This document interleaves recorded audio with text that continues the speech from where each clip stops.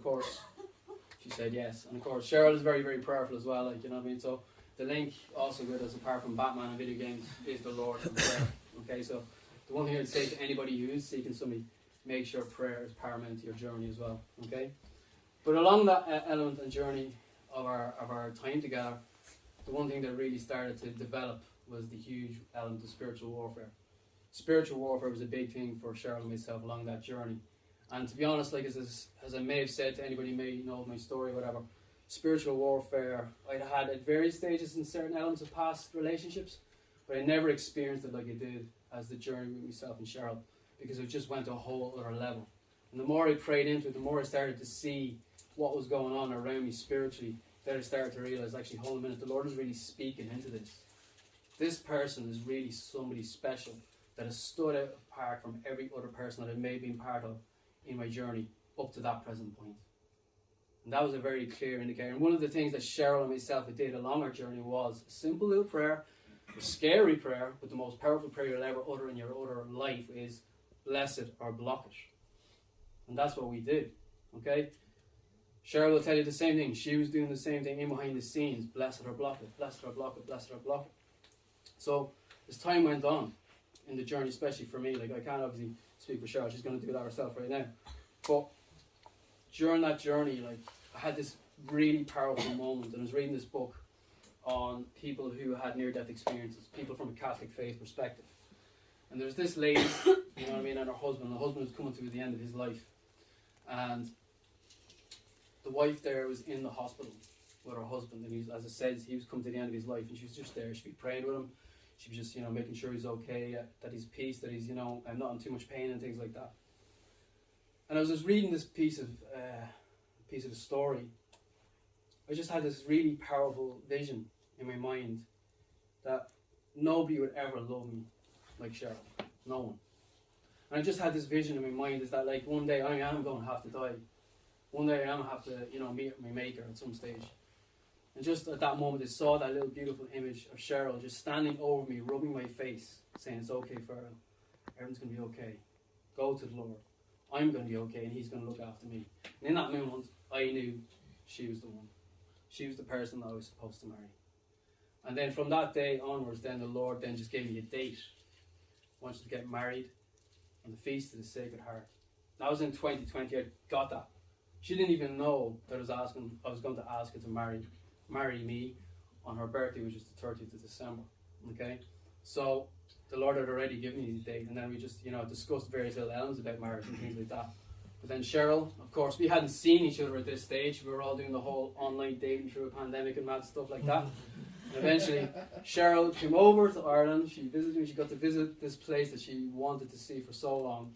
And of course, we got to see each other for the first time. It was amazing when I seen her at the airport for the first time. Like, oh my gosh, there she is. I could see her past the mask, you know what I mean? Things like that. But I was like, yeah, I knew her because I seen the beautiful brown eyes. And I was like, yeah, that's my girl. And the moment we just, you know, had seen each other, like, you know, I mean, apart from obviously, like, you know, WhatsApp and things like that, it's just, we just hit it off, like, because now you're in the person's presence, you know, that kind of way. And it's like just cracking jokes, having a laugh, this, that, and the other, like. And it was the most amazing few days when she was here. But of course, asking Cheryl to marry me, like as I said, she had no idea what was going to happen. And of course, like it was her birthday, 30th December. We decided to go up to the church and just show her, you know, I had, you know, maybe confirmation and things like that. And of course, Cheryl's looking around and I'm there at the altar on my knees like, so please God, she's going to say yes, you know, that kind of way. Please Lord, she's going to say yes. And she's no idea, of course, you know what I mean? And of course then I, you know, come over and say, hi baby. You know, it's such a lovely church, you know what I mean? You see that there over there?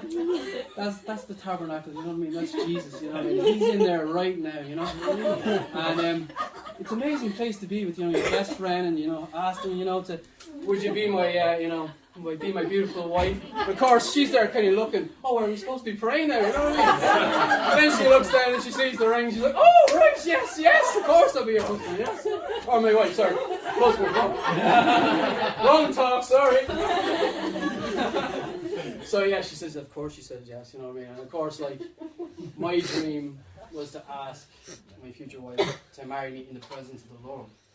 And then as we were like, you know, driving home, like, you know, to give the good news to my mum and my brother, who's like still has his jaw on the floor at the moment. Like, what? You're getting married? But anyway, as it says, like, we were driving home, and of course Cheryl had said to me, she says she would love to be asked to be married in the presence of the Lord as well. I didn't know that, but it just shows the link that what God is doing in your life to the little details, that everything is there. If you just take a step back and are prayerful and looking for it, the Lord is showing you that this, potentially, whoever for you, your case could be, that this is the person for you. And the Lord started just showing all these little details. So, like, as it says, like, yeah, we went on this journey, what are we going to do? And it's like trying to get, you know, obviously Cheryl's family over to be for the wedding and things like that. All that sadly didn't happen. But it's like, it's amazing, again, even up to the last day, literally before we got married, that the significance of what God is doing in our lives. And it's like a good friend of mine who's just been part of my journey for a long time, very prayerful woman, like a mystic, I'll honestly just say it that. But the interesting thing about her journey with me is that, like, Our Lady sometimes would show her a rose, and she'd always, like, say, if I was talking to her or I was interested in somebody or whatever, Our Lady always held that rose back. She never gave it, yeah, this is the one, Fergal, this is the one, Fergal, this is the one. And then having a conversation with my friend, all of a sudden, and obviously Cheryl is there as well in that conversation, all of a sudden my friend sees it, and Our Lady just hands the rose over. The day before we got married, that was the complete circle of confirmation that the Lord was working, saying, Cheryl is your future wife. So I'm just saying that, like, you know, this is the power of prayer and the power of what God can do in your story. Let Him write your love story, because He is the greatest person who can write your love story. And I can honestly say, like, Cheryl is the most amazing person that I've ever met. She is my best friend. Like, she knows me better than I even know myself. She's better than me.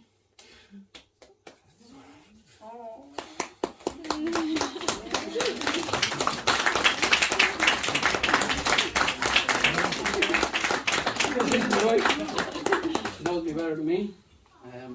She takes me even at my worst, and at times I aren't always the best. I can be my own worst enemy, but she still doesn't give up on me, despite my own battles. And I'm not saying, look, I'm not a saint in any way, shape or form. I still have my battles like anybody else. But if it wasn't for her, you know what I mean, I wouldn't be who I'm supposed to be. I wouldn't have met the person I'm supposed to meet if it wasn't for her. And the fact that she had said yes to wanting to be, you know, my wife till the end. And the end is not the end, because guess what? With God, there's a resurrection and an eternity. And I get to spend an eternity with this person with God's grace. So all I can say is, don't give up. If there's somebody out there for you, they're out for you there. Or sorry, they're out for you. Sorry, you know what I mean? They're there, they're there. I'm trying to compose myself, I'm sorry. Embarrass myself, but at the same time I love her and I'll do it for her no matter what. But don't give up. The Lord has somebody special for you. And as it says, like, especially with my story, and especially the fact that at one stage I didn't care about living or dying, God is proof that He can bring life to your life and resurrect it and give you something that the devil had tried to steal, kill and destroy.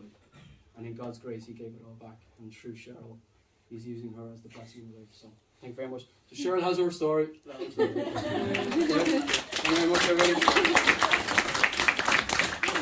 Okay, how do I follow that? So just to give you like a bit of my background, I'm from the United States. I am from a Hispanic and Native American background. I grew up in a very small town called Pomona. It's on the outskirts of LA. Honestly, growing up there was pretty rough. Growing up there, like, you kind of felt like you weren't going to get out. You felt trapped. My family was not of money. I grew up with, it was me and my sisters, but, you know, my mom raised us up.